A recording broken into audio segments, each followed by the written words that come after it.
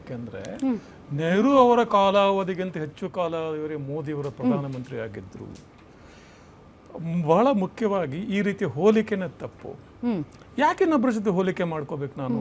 ನಾನು ನನ್ನ ಮಟ್ಟಿಗೆ ನಾನು ಚೆನ್ನಾಗಿ ಕೆಲಸ ಮಾಡಿದ್ರೆ ಮತ್ತವ್ರ ಜೊತೆ ಯಾಕೆ ಹೋಲಿಕೆ ಮಾಡ್ಕೋಬೇಕು? ನಾನು ಒಳ್ಳೆ ಪತ್ರಕರ್ತರಾಗಿ ಹೋಲಿಕೆ ಅಂತ ಯಾಕಂದ್ರೆ ಒಂದು ಲೆಕ್ಕಾಚಾರ, ಒಂದು ರೆಕಾರ್ಡ್ಸ್. ಈಗ ಸಿದ್ದರಾಮಯ್ಯ ಅವರು ದೇವರಾಜ್ ಅರಸ್ ಅವರ ರೆಕಾರ್ಡ್ ಬ್ರೇಕ್ ಮಾಡಿದ್ರು. ಅದ್ರ ಪ್ರಯೋಜನ, ಅದರಿಂದ ಒಂದು ಗ್ಲಾಸ್ ಹೆಚ್ಚು ನೀರು ಸಿಗ್ತದೆ ಈ ದೇಶದ ಜನಕ್ಕೆ. ಅದರಿಂದ ಏನಾಗೋದಿದೆ? ಯಾಕೆ ಮಾಡ್ತಾರೆ ಅದನ್ನು ಹೇಳ್ತೀನಿ. ಯಾಕೆ ಮಾಡ್ತಾರೆ ಅಂದರೆ, ಯಾವ ನರೇಂದ್ರ ಮೋದಿ ಪ್ರಧಾನಮಂತ್ರಿ ಆಗ್ತಾರೆ BJPಯಿಂದ, ಅವರ ಮೂಲ ಜನಸಂಘ, ಅದರ ಮೂಲ RSS, ಆ RSSನ ಚಿಂತನೆ ನೆಹರು ಮಹಾತ್ಮ ಗಾಂಧಿ ಬದುಕಿರುವಾಗಲೇ ಸ್ವಾತಂತ್ರ್ಯ ಸಂಗ್ರಾಮದಲ್ಲಿ ಆಸಕ್ತಿ ಇರಲಿಲ್ಲ. ನೆಹರು ಮತ್ತು ಗಾಂಧಿಯನ್ನು ಟೀಕೆ ಮಾಡೋದಾಗಿತ್ತು, ನೆಹರು ಮತ್ತು ಗಾಂಧಿಯವರ ವಿರುದ್ಧ ಕೆಲಸ ಮಾಡೋದಾಗಿತ್ತು. ಅದು ಬ್ರಿಟಿಷ್ ಜೊತೆಗಾದರೂ ಸರಿ, ನೆಹರು ಮತ್ತು ಗಾಂಧಿಯವರು ಸಕ್ಸಸ್ಫುಲ್ ಆಗಬಾರ್ದು. ಇದು ಅಂದಿನ ಚಿಂತನೆ ಆಗಿತ್ತು. ಅದೇ ಚಿಂತನೆಯಿಂದ ಮುಂದುವರೆದಿದೆ. ಯಾಕಂದರೆ ಈ ದೇಶಕ್ಕೆ 1885ರಲ್ಲಿ 1885ರಲ್ಲಿ ಏನು ಕಾಂಗ್ರೆಸ್ ಪಕ್ಷ ಸ್ಥಾಪನೆಯಾಗಿ 47ರವರೆಗೂ ಹೆಚ್ಚು 60 ವರ್ಷ ಸಂಗ್ರಾಮ ಮಾಡಿ ಬ್ರಿಟಿಷ್ನ ಬಾ ಅಂತ ಕರ್ಕೊಂಡು ಬಂದಿರಲಿಲ್ಲ. ನೀವು ಕೇಳಿದ್ರಲ್ಲ, ಸ್ವಲ್ಪ ಇಂಟರಪ್ಟ್ ಮಾಡ್ತೀನಿ ನೋಡ್ರಿ. ನೀವು ಬಸವರಾಜ ಬೊಮ್ಮಾಯಿ ಅವ್ರ ಸ್ಟೇಟ್ಮೆಂಟ್ ಕೇಳಿದ್ರಿ? ಇಲ್ಲ, ಕೇಳಿಲ್ರಿ ಸರ್. ಕಾಂಗ್ರೆಸ್ ಪಕ್ಷದ ಸ್ಥಾಪನೆ ಮಾಡಿದ್ದು ಬ್ರಿಟಿಷರು, ವಿದೇಶಿಯರು. ಕಾಂಗ್ರೆಸ್ ಪಕ್ಷವನ್ನ ಸ್ಥಾಪನೆ ಮಾಡಿದ್ದು ವಿದೇಶಿಯರು, ಆದರೆ ಸ್ವಯಂ ಸೇವಕ ಸಂಘವನ್ನ ಸ್ಥಾಪನೆ ಮಾಡಿದ್ದು ಈ ದೇಶದವರು. ಇದು ವ್ಯತ್ಯಾಸ. ಅದು ವಿದೇಶಿ, ಇದು ದೇಶಿ. ಈಗ ಮದರ್ ತೆರೇಸಾ ವಿದೇಶಿ ಅಂದ್ರೆ ಅವ್ರು ಮಾಡಿದ ಕೆಲಸವನ್ನು ಟೀಕೆ ಮಾಡಲ್ಲ ನಾನು. ವಿದೇಶ ಅಂತ ಬಂತದ್ರಲ್ಲಿ. ಮಹಾತ್ಮ ಗಾಂಧಿ ಓದಿದ್ದೆ ಬ್ರಿಟಿಷ್ ಇದರಲ್ಲಿ, ಇವರು ಸಾವರ್ಕರ್ ಓದಿದ್ದೆ ಬ್ಯಾರಿಸ್ಟರ್ ಬ್ರಿಟಿಷ್ ಕಾಲೇಜ್ಗಳಲ್ಲಿ. ಶಿಕ್ಷಣ ಸಚಿವರಾದಂತ ಧರ್ಮೇಂದ್ರ ಪ್ರಧಾನ್ ಅವ್ರ ಮಗಳು ಓದ್ತಾ ಇರೋದು ಫಾರಿನ್ ಅಲ್ಲಿ. ಅರ್ಧ ಎಲ್ಲ BJP ಮಂತ್ರಿಗಳ ಮಕ್ಕಳಲ್ಲಿದ್ದಾರೆ. ಹೀಗಿರುವಾಗ ಈ ವಿದೇಶಿ ಸ್ವದೇಶಿ ಚಿಂತನೆ ಅಲ್ಲ. ದೇಶದ ಬಗ್ಗೆ ಮಾತಾಡ್ತಾ ಇರೋದು ನಾನು. ನನ್ನ ದೇಶಕ್ಕೆ, ನನ್ನ ಮಣ್ಣಿಗೆ ಏನು ಅನುಕೂಲ ಆಯ್ತು ಅದು ಮುಖ್ಯ ಆಗುತ್ತೆ. ನನ್ನ ಜನಕ್ಕೆ ಏನು ಅನುಕೂಲ ಆಯ್ತು, ಯಾಕೆ ಅಲನ್ ಆಕ್ಟಿವ್ ಯೂಸ್ ಮಾಡ್ತಾರೆ ಅದನ್ನ? ಯಾಕೆ ಅವಾಗ ತಾನೇ ಅದು ಬ್ರಿಟಿಷ್ ಸರ್ಕಾರಕ್ಕೆ ಬಂದಿರ್ತದೆ ಭಾರತ ಸಾಮ್ರಾಜ್ಯ, ಅಲ್ಲಿವ್ರಿಗೆ ಈಸ್ಟ್ ಇಂಡಿಯಾ ಕಂಪನಿ ಇರ್ತದೆ.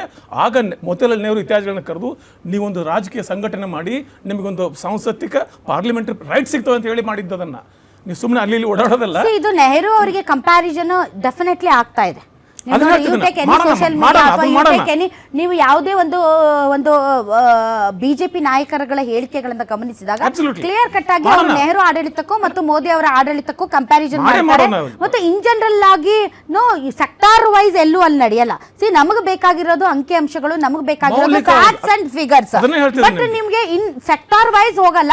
ಅದರ್ವೈಸ್ ದೇಶ ಸುರಕ್ಷಿತವಾಗಿದೆ, ದೇಶ ಸುಭದ್ರವಾಗಿದೆ, ಈ ತರದ ಒಂದು ನೆರೇಟಿವ್ ಮೇಲೆ ಡಿಸ್ಕಷನ್ ಆವಾಗಲೇ ಒಂದು ಮಾತು ಹೇಳಿದ್ರಿ, ಕೋವಿಡ್ ಮೋದಿ ತರಿಸಿದ್ದ ಅಂತ. ಹಾಗೆ ಬ್ರಿಟಿಷರು ನಮ್ಮ ನೆಹರು ತರಿಸಿರ್ಲಿಲ್ಲ, ಗಾಂಧಿ ತರಿಸಿರ್ಲಿಲ್ಲ. ಈಗ ಹೇಳ್ತಾರಲ್ಲ ಅಂತಾರಾಷ್ಟ್ರೀಯ ಸಮಸ್ಯೆ ಇದೆ, ತೈಲ ಸಮಸ್ಯೆಗೆ ಬ್ರಿಟಿಷನ್ ಕರ್ಕೊಂಡ್ ಬಂದಿರಲಿಲ್ಲ ಯಾರು. ಆದರೂ ಕೂಡ out of the blue they create a movement. ಅವನು ಚಳವಳಿ ರೂಪಿಸಿಕೊಂಡು ಇಡೀ ದೇಶವನ್ನು ಒಟ್ಟಾಗಿ ಕಟ್ಟಿದ್ದು ಕಾಂಗ್ರೆಸ್ ಪಕ್ಷ. ಅದ್ರ ಜೊತೆಯಲ್ಲಿ ಮುಂಚಿನಲ್ಲಿ ಇದ್ದುದು ಬಾಪು ಮತ್ತು ನೆಹರುಗಳು. ಈ ನೆಹರು ಅವರಿಗೆ 47ಕ್ಕೆ ಪ್ರಧಾನಮಂತ್ರಿ ಆದಾಗ ಅವ್ರಿಗೆ ಯಾರಿಂದ ಸರ್ಕಾರ ಬರ್ತಿದೆ? ಅವ್ರಿಗೆ ವಿರೋಧ ಪಕ್ಷಗಳು ಕೊಟ್ಟು ಹೋಗಿದ್ದ ಸರ್ಕಾರ ಅಲ್ಲ ಅದು. ಬ್ರಿಟಿಷರು ಈ ದೇಶವನ್ನು ಲೂಟಿ ಮಾಡಿ ಬಿಟ್ಟು ಹೋಗಿದ್ದ ಸರ್ಕಾರ. ಆಗಿನ ಎಕನಾಮಿಕ್ ಇಂಡಿಕೇಟರ್ಸ್ ಏನು? ನೆಹರು ಏನು ಮಾಡಿಲ್ಲ ಅಂತ ಮಾತಾಡೋದು ಬೇರೆ ವಿಚಾರ. ಆಗಿನ ಎಕನಾಮಿಕ್ ಇಂಡಿಕೇಟರ್ಸ್ ಏನು? ಈ ದೇಶದ ಜನಸಂಖ್ಯೆ 34 ಕೋಟಿ ಆವಾಗ, ಎಕಾನಮಿ ಸೈಜು 2.7 lakh crores. ಆಮೇಲೆ ಲಿಟ್ರಸಿ ರೇಟ್, ಶೈಕ್ಷಣಿಕ ಮಟ್ಟ, ಸಾಕ್ಷರತಾ 12%. ಮಾರ್ಟಾಲಿಟಿ ರೇಟ್ ಅಂದ್ರೆ ಸಾವಿನ ಪ್ರಮಾಣ, ಲೈಫ್ 31 ವರ್ಷ ಸರಾಸರಿ ಆಯಸ್ಸು ಅವಾಗ. ಇಂಥ ದೇಶವನ್ನು 47ರಿಂದ ಮೋದಿಯವರು ಪ್ರಧಾನಮಂತ್ರಿ ಆಗಿದ್ದಾಗ 2014ಕ್ಕೆ ನಮ್ಮ ಎಕಾನಮಿ 2.04 ಲಕ್ಷ ಕೋಟಿ, 2.7 ಲಕ್ಷ ಕೋಟಿಯಿಂದ 2 ಲಕ್ಷ ಕೋಟಿನೇ ಅಂದ್ಕೊಳ್ಳಿ ಎಕಾನಮಿ ಸೈಜ್ ಅದು. ಆಮೇಲೆ ಜನಸಂಖ್ಯೆ 130 ಕೋಟಿ, 34 ಕೋಟಿ ಜನರನ್ನು ಮ್ಯಾನೇಜ್ ಮಾಡೋದು ಹೇಗೆ? ಅವ್ರಿಗೆ ಸೌಕರ್ಯ ಸೌಲಭ್ಯಗಳನ್ನು ಕಲ್ಪಿಸೋದು ಹೇಗೆ? 130 ಕೋಟಿ ಜನರಿಗೆ ಕಲ್ಪಿಸೋದು ಹೇಗೆ? ಅವ್ರ ಮನೆ ನೀರು ಎಲ್ಲವನ್ನು ಕಲ್ಪಿಸ್ಬೇಕಲ್ಲ ಅವ್ರಿಗೆ. ಆಮೇಲೆ ಪರ್ ಕ್ಯಾಪಿಟಲ್ ಇನ್ಕಮ್, ತಲಾವಾರು ಆದಾಯ 1947 ಬ್ರಿಟಿಷರು ಬಿಟ್ಟಾಗ 250 ರೂಪಾಯಿ per year, 250 rupees. 2014ಗೆ 86,647 per capital income of the Indian citizen. Literacy rate 70%. Life expectancy more than double, 68 years. ಆಮೇಲೆ ಅಗ್ರಿಕಲ್ಚರ್ ಡಿಪೆಂಡೆನ್ಸ್ ಅಂದರೆ ಎಷ್ಟು ಜನ ಕೃಷಿಯಲ್ಲಿ, ಎಷ್ಟು ಜನಸಂಖ್ಯೆ ಕೃಷಿಯಲ್ಲಿ ತೊಡ್ಕೊಂಡಿದೆ.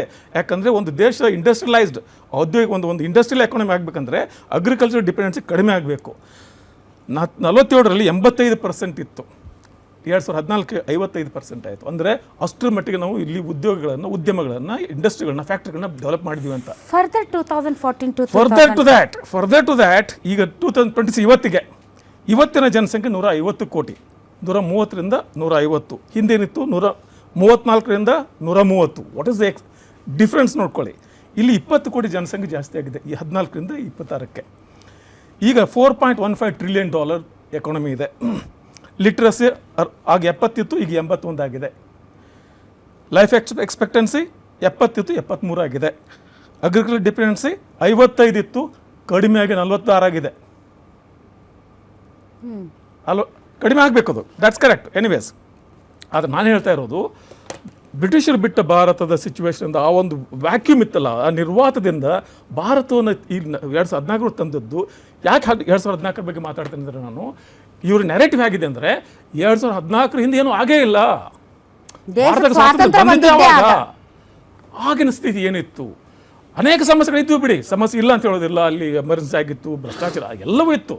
ಆದರೆ ಒಟ್ಟಾರೆಯಾಗಿ ಭಾರತದ ಅಭಿವೃದ್ಧಿಯನ್ನು ನೋಡಿದ್ರೆ, ಯಾಕೆಂದರೆ ಒಬ್ಬ ಪ್ರಧಾನಮಂತ್ರಿಯಾಗಿ ಮುಖ್ಯವಾಗಿ ತಾನು ತನ್ನ ಹಿರಿಯರನ್ನು ಗೌರವಿಸಬೇಕು, ಅದು ಸೌಜನ್ಯ ಅಂತಾರೆ ಅದಕ್ಕೆ. ಇವತ್ತು ಡೊನಾಲ್ಡ್ ಟ್ರಂಪ್ ಕೂತ್ಕೊಂಡು ಜಾರ್ಜ್ ವಾಷಿಂಗ್ಟನ್ ಟೀಕೆ ಮಾಡೋದಿಲ್ಲ, ಅಬ್ರಹಾಂ ಲಿಂಕನ್ ಟೀಕೆ ಮಾಡೋದಿಲ್ಲ, ಪುಟಿನ್ ಬಂದು ಸ್ಟಾಲಿನ್ ಟೀಕೆ ಮಾಡೋದಿಲ್ಲ, ಲೆನಿನ್ ಟೀಕೆ ಮಾಡೋದಿಲ್ಲ. ಚೈನಾದಲ್ಲಿ ಇವತ್ತಿನ GP ಬಂದು he doesn't criticise Mau Zedong, ಟೀಕೆ ಮಾಡೋದಿಲ್ಲ. ಅದೊಂದು ರಾಜಕೀಯ ಪರಂಪರೆ, ಒಂದು ಹಿರಿಯರು ಮಾಡಿ ಕೆಲಸ ಮಾಡಿದ್ದಾರೆ, ನಾನು ಮುಂದುವರಿಸ್ತಾ ಇದ್ದೀನಿ. ಅದು ಸೌಜನ್ಯ ಬೇಕಾಗ್ತದೆ. ಈ ದೇಶವನ್ನು ಕಟ್ಟುವಲ್ಲಿ 1947ರಿಂದ ಇಲ್ಲಿಯವರೆಗೆ ಸತತವಾಗಿ ಪ್ರತಿಯೊಬ್ಬರ ಪ್ರಧಾನಿಗಳಾದಂಥ ಪ್ರತಿಯೊಬ್ಬರ ಕೊಡುಗೆನೂ ಇದೆ. ಸೊ ಆ ಕೊಡುಗೆಗಳನ್ನ ಸ್ಮರಿಸುತ್ತಾ ಈಗಿನ ಪ್ರಧಾನಿಗಳ ಸಾಧನೆ ಶೂನ್ಯ ಅಂತ ಹೇಳುವುದು ಕೂಡ ಅಷ್ಟು ಸರಿಯಾದ ಶೂನ್ಯ ಅಂತ ಹೇಳ್ತಾ ಇಲ್ಲ.